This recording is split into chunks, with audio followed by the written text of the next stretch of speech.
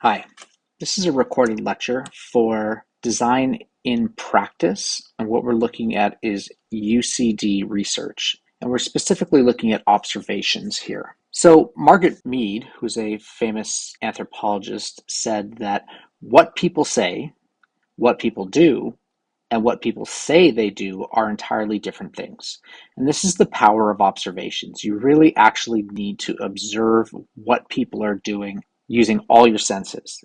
This is super important because people might tell you something, they might tell you that they do something, but when you actually see it, you can see what they actually do, not what they say they do. This video is so powerful, and I'll link it in the description. I really recommend that you watch this because it gives you a really good example of how observation actually led to a brilliant idea for design. And it wasn't intuitive. It was something that these researchers understood by observing their target audience. Observations offer the opportunity to see firsthand nuanced information that individuals might not otherwise articulate. This is particularly important when you're dealing with, say, younger children, because they just may not have the words or the concepts to be able to communicate how they're feeling or how they're using products. So it's important to watch people and understand how they're using those products and observe them, because then you get some nuanced understanding of exactly what their needs are. Observers can understand the reasons behind people's behaviors and the tasks that they prioritize. Observations help gather real-time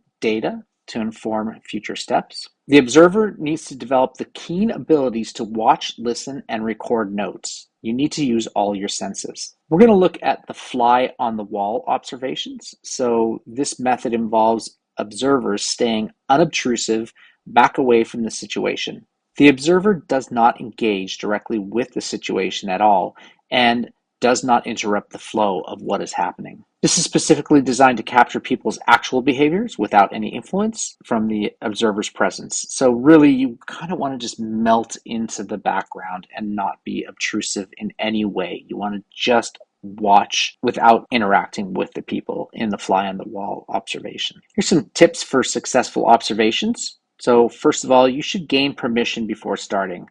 This is important, particularly, if you're observing, say, something like a kindergarten class. You should really ask the teacher before going and observing a kindergarten class. You should observe from multiple vantage points if possible, because then you can see different things that are happening from different angles, and you may just see something different from one angle than you might see from another. You should take detailed, neutral notes and avoid judgments. Don't say something's right or wrong. You just want to take notes about what's actually happening. Consider what you might be looking for, but be open to things that you did not expect to observe.